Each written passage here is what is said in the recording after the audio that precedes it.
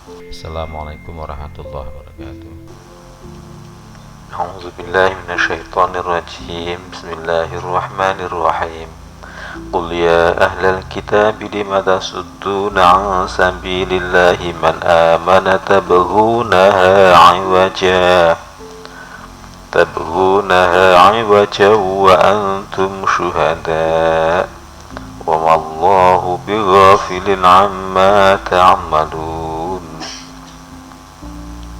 Kul katakanlah ya ahlal kitabi, wahai ahli kitab, lima mengapa tasuduna kalian menghalang-halangi an sabilillahi dari jalan Allah.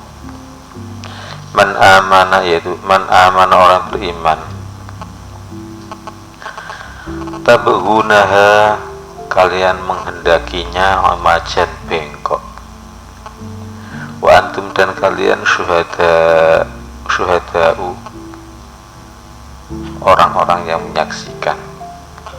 Wa mallahu, dan tidaklah Allah bighafilin, zat yang lupa, amma ta'maluna, atas apa yang dari apa yang ta'maluna kalian kerjakan. Bi kadang-kadang tidak diartikan. Kul katakanlah ya ahlal kitabi, wahai ahli kitab. Sekali lagi kita bersikap menghadapi ahli kitab. Lima tasuduna an sabilillahi, kenapa kalian menghalang-halangi dari jalan Allah? Kita hindari sifat ahli kitab yang menghalang-halangi jalan Allah, yaitu iman, ibadah, dan akhlak. Kita berhati-hati terhadap ini. Kita berhati-hati terhadap apa? Jangan sampai kita menghalang-halangi jalan Allah, yaitu menghalang-halangi urusan iman, ibadah, dan akhlak.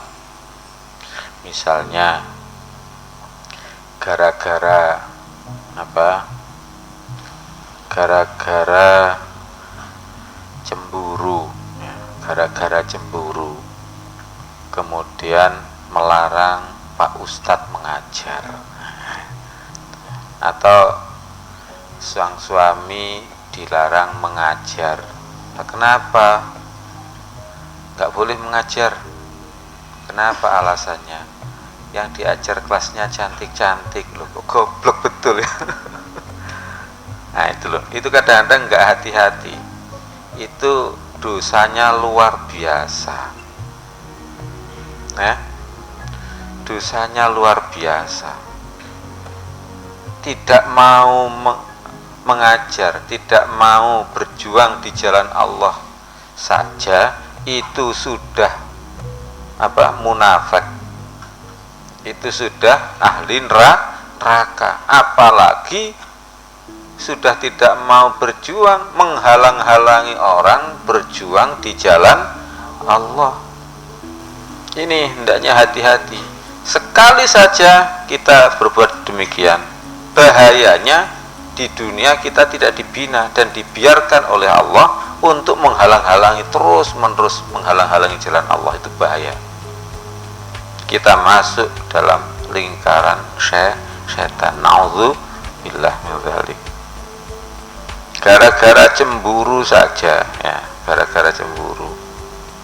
Seorang istri mengatakan pada suami, "Mas, kamu kalau ngaji jangan ke sana, ke pondok sana. Jangan ke pondok sana." Lah kenapa sih, Dik? Saya itu kan harus ngaji sih, harus berjuang di jalan Allah. Iya, tetapi kalau ke pondok sana tidak boleh. Alasan apapun itu namanya menghalang-halangi jalan Allah. Lah kenapa? Sebab sampai pernah dilamar oleh sana. Nah, ya. Yang ngelamar kan sudah nikah toh, Dik, ya. Pokoknya. Nah itu kadang-kadang orang tidak berhati-hati, merendahkan urusan akhirat, menjunjung tinggi urusan dunia. Dulu itu ada orang dikader, suami istri dikader, agar nanti kalau sudah jadi kader ikut memimpin di pesantren. tapi ternyata sudah jadi, ya sudah jadi, datang saja ke pesantren tidak boleh. Kenapa aku dilarang ke pesantren, sampai nangis-nangis dilarang. Tapi yang laki-laki dilarang tetap ikut saja larangan istri, ya kan? Alasan punya alasan, ternyata Pak Kiainya punya istri lebih dari satu, nanti ketularan kiainya katanya. ada Itu sama kalau laki-laki terus menerus mengikuti istri yang seperti itu, nggak segera tobat, ahli neraka. Naudzubillah. Itu namanya menghalang-halangi jalan Allah, apapun alasannya. Mas berjuang ya berjuang, tapi jangan ke sana. Apapun alasannya, itu menghalang-halangi jalan Allah. Begitulah setan itu menggoda. Silahkan berjuang mas, silahkan berjuang, pokok jangan di sana. Nah, itu kan aturannya sendiri kan. Dikira neraka itu ringan, padahal neraka itu berat. Dikira surga itu mudah gitu aja. Diberjuang di jalan lain, di pesantren lain itu kemudian bisa, tapi pesantren ini tidak bisa. Itu apa alasannya? Tetap tidak diterima oleh Allah. Nauzubillah. Omongannya berjuang kan banyak jalannya. Itu omongan setan. Itu omongan iblis. Pokoknya iblis itu jangan amal soleh, sudah titik. Caranya menggoyang jangan di situ, di tempat lain saja. Itu caranya. Nanti kalau sudah di tempat lain, digoyang lagi. Jangan di tempat B, jangan di tempat A, tapi jangan di tempat B. Pindah saja ke tempat C, atau D, E, F, G, H, I, J, K, L, M, N, O, P, Q, R, S. Masih banyak. Pindah di tempat C misalnya, pokoknya bukan A dan B. Lagi, jangan di C, pokoknya jangan C, pokoknya jangan C. Masih banyak. Itu terus begitu, godaan setan. Itu namanya menghalang-halangi jalan Allah. Banyak orang tidak terasa digoda oleh iblis sehingga dia menghalang-halangi jalan Allah. Sudah enak-enak jadi santri di kader. Drik rungokno drik ya. Jadi santri di kader. Kemudian diserai ini, kamu ajar ini. Setelah diserai mengajar, kemudian ini, tolong kamu jadi kepala ini. Ternyata setelah jadi kepala, istri saya sakit ya. Istri saya nggak betah di pesantren, saya tak pulang saja. Itu namanya menghalang-halangi jalan Allah. Sudah enak-enak ditata, mobil ditata, semuanya oke, tapi pentil mogok ya. Ngerti pentil kamu? Mobil sudah enak-enak berjalan kencang, tahu-tahu pas perjalanan kencang pentilnya saja yang mogok, nggak mau, ya kecelakaan lah, ya tuh ya. Itu namanya menghancurkan jalan Allah. Sudah enak-enak ada harapan ini, Drik, nanti itu arahnya begini, madrasah ini, Drik, pesantren itu arahnya begini. Sudah enak. Gara-gara istrinya Hendrik marah-marah, ono temannya ada santri ya, temannya dekek katok sembarangan, cek balik gak kolu mangan, akhirnya minta pulang. Hendrik nututi ya, entek kan ya. Ya ada saja alasannya, ya kan? Ada. Mau seperkara ngune dadi alasan ya, menghalang-halangi jalan Allah. Pokoknya saya tidak bisa hidup seperti ini, nggak bisa saya. perkara ngene. Disitulah setan, iblis kalau menggoda. Kadang-kadang nggak cocok dengan temannya, nggak cocok dengan temannya. Sudah, kamu atau saya yang keluar. Loh, kenapa harus kamu saya yang keluar, ya kan? Kalau kamu atau saya yang keluar itu dalam rangka perjuangan, tidak apa-apa, ya kan? Tapi kalau dalam rangka menghancurkan perjuangan di jalan Allah, ya itu tidak boleh. Ya, coba apa? Kita waspada. Tadi apa? Kita hindari sifat ahli kitab yang menghalang-halangi jalan Allah. Dikasih tambahan, titik kita waspada. Misal waspada, titik, ya kan? Misalnya apa misalnya, Mas, perkara sepele, misalnya perkara sepele dibesar-besarkan sehingga perjuangan agama Allah hancur. Kita waspada itu. Teruskan, neraka amat berat, surga tidak mudah mencapainya, harus dengan perjuangan. Sehingga apa namanya berjuang, ya berjuang kan rata-rata bareng-bareng kan, ya kan? Ya kita maafkanlah orang yang salah, maafkan orang awam.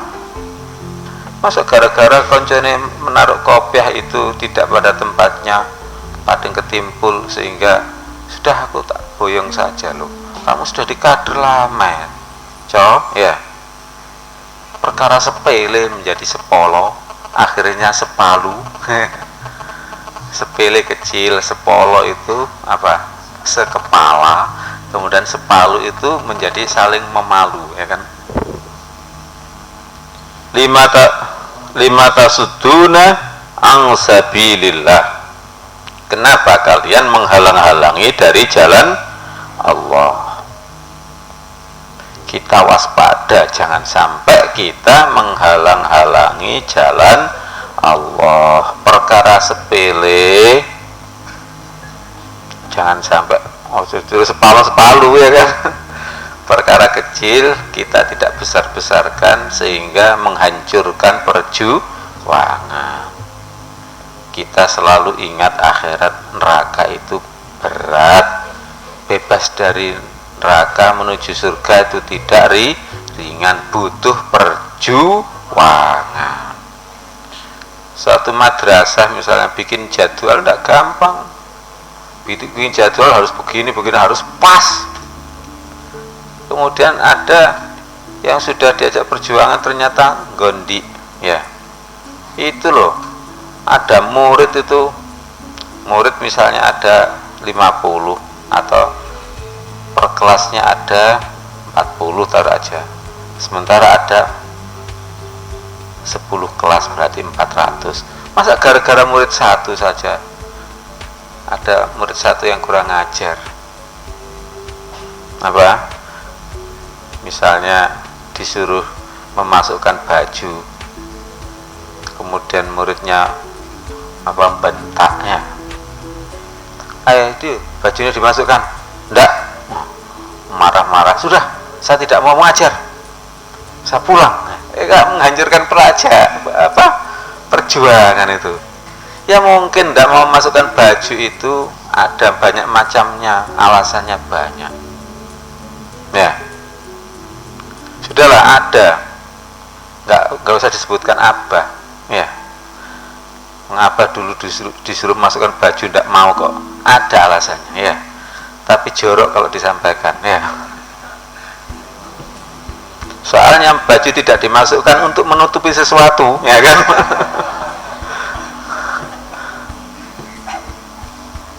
Ya mungkin karena itulah, ya. Apa pernah ada anak sudah bajunya jelek nggak dimasukkan lagi, ya, sekolah nggak pernah sikatan, tapi apa pada waktu memaafkan, Bagaimana di bajunya suruh nyetrika, wong bajunya cuma satu, kalau disetrika pakai baju apa? Ada dulu Abah sampai menangis, kapan-kapan saya belikan dia baju, sepatu juga. Ternyata Abah ingat mau belikan sepatu sama baju, anaknya sudah tidak sekolah. Bikin peraturan, tapi jangan terlalu ketat urusan itu ya. Harus pakai sepatu warna hitam, jangan begitulah ya. Ada memang kalau seragam begitu bagus ya. Sudahlah, kita berjuang di jalan Allah. Apa sih jalan Allah itu? Iman, ibadah, akhlak. Sekali lagi ya, santrinya Abah, kalau kamu tetap jadi santrinya Abah, jangan halang-halangi perjuangan di jalan Allah. Apapun alasannya. Kadang-kadang alasan itu begitu kecil, alasannya itu, tapi menghancurkan perjuangan. Man amana, yaitu orang yang beriman. Kita orientasi mengajak orang beriman. Kita orientasi mengajak orang beriman ya, dan amal soleh, bukan keindahan dunia,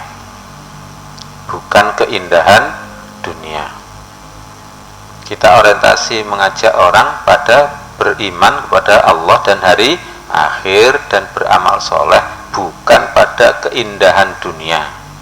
Misalnya memimpin madrasah atau pesantren bukan diarahkan kepada agar ganteng-ganteng semuanya, agar ganteng-ganteng atau agar cantik-cantik, tetapi bagaimana mereka beriman kepada Allah dan hari akhir. Meskipun contohnya kalau ngaji hendaknya pakai pakaian yang rapi, iya, tapi bukan itu arahnya, ya kan? Arahnya adalah iman kepada Allah dan hari akhir.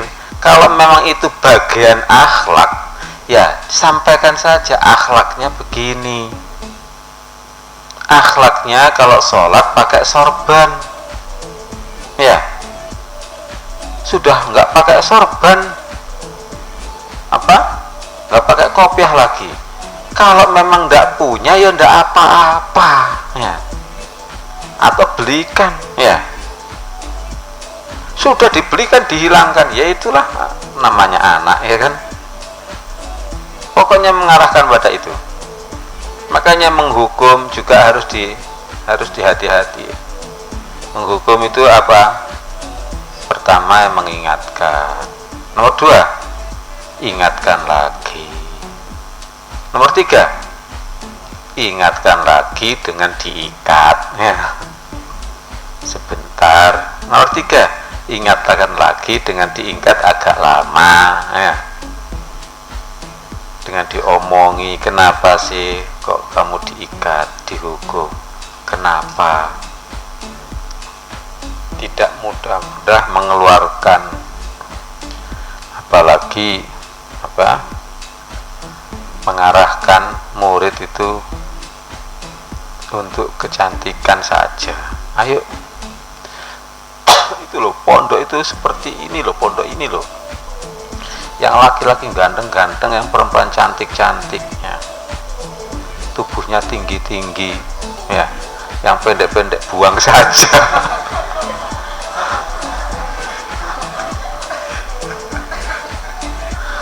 Wong mimpin pesantren kok disamakan dengan mimpin peragaan busana. Itu tandanya orang bodoh, tidak tahu mana arah tujuan, nggak tahu mana kawan mana lawan. Naudzubillah billah min dzalik. Man amana, yaitu orang yang beriman. Jangan kau halang-halangi orang yang beriman. Artinya kita mengajak, bahkan kita tegakkan orang itu orientasikan pada iman, bukan duniawi. Enak anak pondok itu nanti disuruh membeli dagangan kita, ya, dihitung. Kalau saya jual sepotong tahu itu saya beli 400, saya jual 600 tahu goreng itu. Wah, sudah dihitung, ya. Ini nanti usaha saya ini wajib beli tahu di tahunya Abah, ya. Wajib beli tahu Abah. Yang tidak suka tahu harus suka tahu, ya. Kalau tidak suka tahu, su'ul adab. Su'ul adab kok difasih-fasihkan, malah salah. Itu namanya cinta dunia, itu namanya orang bodoh.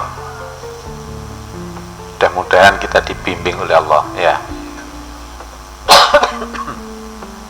Apa? Man amana, yaitu orang beriman, tabghunaha wajah, kau kehendakinya bengkok. Kita hindari membengkokkan tujuan untuk iman kepada Allah dan hari akhir menjadi cinta dunia. Yang dimaksud bengkok itu cinta dunia itu loh. Itu bengkok sudah. Makanya Al-Quran ini untuk ahli ilmu gampang saja menafsirkan, tidak sulit. Tabghunaha wajah, kalian kehendaki, kalian upayakan itu menjadi bengkok. A'udzubillah. Kita waspada membengkokkan tujuan beriman menjadi cinta dunia. Kita waspada itu. Waspada tujuan untuk akhirat menjadi bisnis harta. Tujuan untuk akhirat menjadi biar dikatakan hebat secara duniawi. Bukan itu. Jangan samakan dengan perjuangan agama Allah dengan bisnis, tidak cocok sudah, ya. Jangan sampai bengkok menuju iman dan amal soleh, tapi dibengkokkan agar menyanjung keluarganya, ya kan? Makanya ada seorang kiai itu dimintai tolong oleh orang keluarganya, masih saudaranya, tolong saya carikan pembantu yang mengurusi bayinya cucu saya loh. Orang mencari ilmu kok disuruh ngurusi bayi. Ya katakan saja, kalau tidak mau berarti su'ul adab. Kok enak sendiri ngomong su'ul adab, ya. Kecuali kalau memang sudah waktunya ujian, ya kan, sudah waktunya praktek, sudah kamu cukup, sekarang mengajarlah. Itu sudah cukup, sekarang mengajarlah, coba kamu praktek. Kalau begitu memang kadang-kadang di praktek harus keluar Jawa dulu, ya kan, harus keluar Jawa praktek. Di sana kesulitan, ya praktek menghadapi kesulitan, ya kan. Kamu kira enak-enak langsung jadi kiai, enak-enakan jadi kiai. Rasulullah itu sebelum jadi nabi juga bertahanus di gua Hira, ya kan. Kita tadi kita waspada dan menghindari membengkokkan tujuan iman orang beriman menjadi cinta dunia. Contohnya, kasih contoh aja biar jelas. Contohnya, guru ngaji disuruh guru Al-Quran disuruh meninggalkan untuk menjadi pembantu rumah tangga saja, menjadi pembantunya orang kafir gitu aja sudah. Itu contoh mudah ya. Terus diomongi, kamu ngajar Al-Quran itu bayarannya berapa? Ada, cuma sedikit bayarannya, buat beli sabun saja tidak cukup. Apalagi sudah, nggak usah ngaji lah kamu, ya, nggak usah mengajar Al-Quran, buat beli sabun aja tidak cukup gitu kok kamu terus-teruskan. Nah, ini namanya membengkokkan jalan yang lurus. Naudzubillah. Gara-gara dipesan oleh anaknya, Mak, aku sudah punya anak bayi 2, saya tolong dicarikan pembantu untuk ngurus anak saya. Lah kamu sendiri, saya tak kerja. Loh, ya apa sih? Guru ngaji, enak-enak ngaji ya, ternyata meninggalkan TPG-nya demi menjadi hambanya manusia. Sementara si itu mau kerja. Oh ya apa sih? Kadang-kadang orang tidak terasa begitu. Ada anaknya yang mondok, ya. Ada anaknya yang mondok, ada anaknya yang asalnya jaga wartel, ya, jaga wartel. Sudah jaga warnet gitu aja sudah. Terus anaknya yang jaga warnet itu tadi karena dapat pekerjaan yang agak mapan, maka anaknya yang mondok ditarik, nak, kamu nggak usah mondok, jaga wartel. Nah, itu namanya membengkokkan jalan Allah. Naudzubillah. Padahal kiainya sudah ngendikan, sudah menyampaikan, Mbok ya dibubarkan saja warnetnya itu, atau suruh menjaga yang lain, kan banyak sih. Yang lain kan banyak, yang asalnya kerja itu aja suruh menjaga, yang asalnya mencari ilmu jangan diganggu dulu. Ya, itu membengkokkan jalan Allah. Naudzubillah. Makanya kadang-kadang ada santri putri sudah dikader tapi mau dinikahi bukan santri laki-laki. Tidak lihat dulu, Abah suruh mendukung, ya tidak dulu lah, Abah berkali-kali praktek ya tidak bagus ya.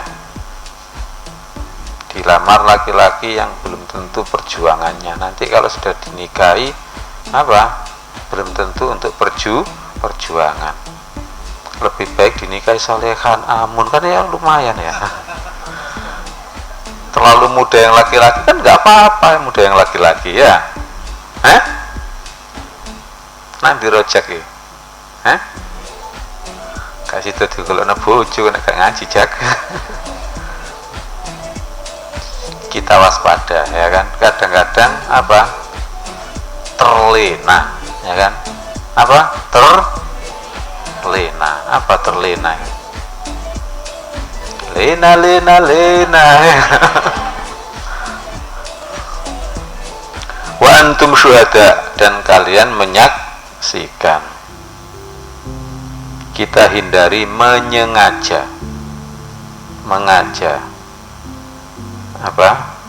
padahal sudah menyengaja untuk membengkokkan jalan Allah, padahal sudah mengetahui. Lebih berat lagi kalau sudah tahu, ya kan? Menyengaja. Kalau tidak sengaja, maaf nggak sengaja ya mungkin agak dimaafkan, ya dimaafkan oleh Allah. Tapi kalau sengaja, waduh, jauh dari maaf Allah. Naudzubillah. Wa wallahu bighafilin amma ta'malun, dan tidaklah Allah lupa atas apa yang kalian kerjakan. Kita hindari membengkokkan jalan Allah dan sebagainya karena takut pada Allah saja. Satu, karena takut pada Allah saja. Nomor dua, kita selalu ingat kita tingkatkan keyakinan kita tingkatkan keyakinan dengan selalu ingat bahwa Allah tidak lupa atas apa yang kita kerjakan. Maka kita hindari perbuatan yang jahat dan kita jalankan perbuatan baik sekecil apapun, karena Allah tidak lupa. Ya, walaupun perbuatan ngikat besi saja kan kecil, ya, sekecil itu pun kita jalankan. Dosa sekecil apapun, misalnya dosa menghina temannya, ya, kalau kemarin kita sebut apa itu, membunuh karakter, ya kan, membunuh karakter. Kalian sering jadi pembunuh, nah itu membunuh karakter. Itu membunuh karakter itu contohnya apa? Sudah lama tidak ketemu ngomong, kamu kok gemuk ya sekarang, itu membunuh karakter, ya. Wah, pangling aku, kamu kok hitam sekali ya, itu membunuh karakter itu. Walaupun begitu, ya tahan, ya. Kalau tidak membunuh karakter, misalnya, waduh, sampean kok lahir batin sekarang cantik, nah, nggak apa-apa, ya kan. Membunuh karakter, pokoknya nggak diembel-embeli, sebaliknya. Kamu kok cantik lahir batin, sebaliknya, ya, itu namanya membunuh karakter itu, ya. Membunuh karakter itu dosa, ya kan. Menghina orang, sudah doakan aja. Misalnya bertanya, kamu kena sakit panutan, nah, itu termasuk membunuh karakter, ya kan. Kamu sakit beri-beri kah, nah, ya. Katanya kamu sakit kanker, enggak, kantong kering, iya. Makanya tirulah sifat Nabi,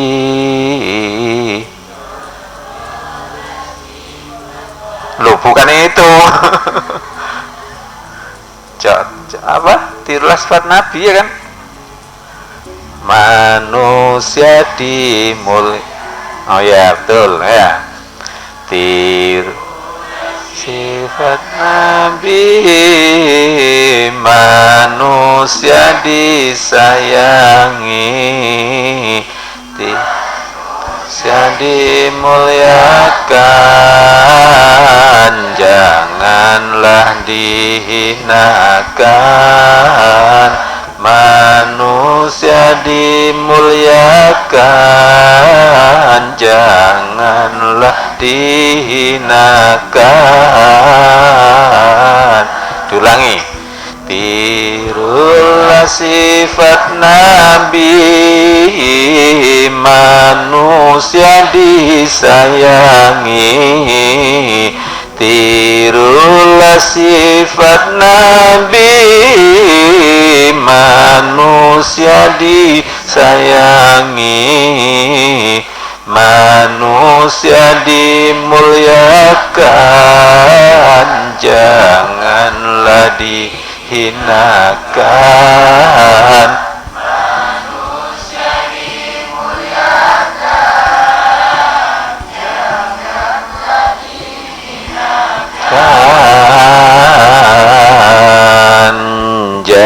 Jadi orangnya Rabbi, amalkan sifat Rabbi. Jadi orangnya Rabbi, amalkan sifat Rabbi. Tirulah sifat nabi, contohlah sifat wali. Tirulah sifat nabi, contohlah sifat wali. Jadi nabi itu tidak pernah menghinakan ya. Walaupun guyon jangan menghinakan. Drik, bapakmu ya bakul kasur ya. Kok tahu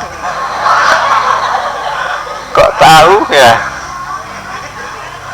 kan kamu empu, Drik ya.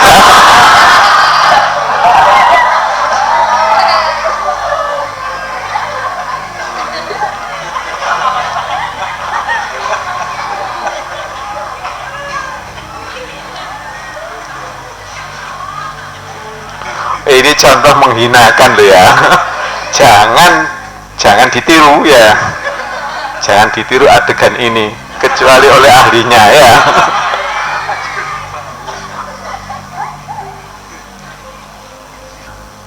Kalau kamu ngajar jangan meniru gini loh ya. Ya.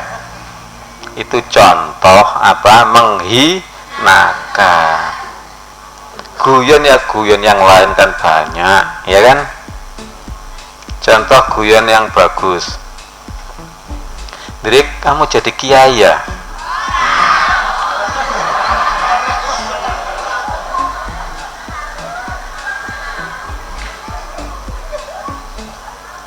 Kok tahu? Karena aku kalau menghadapi sampan seperti menghadapi kiai.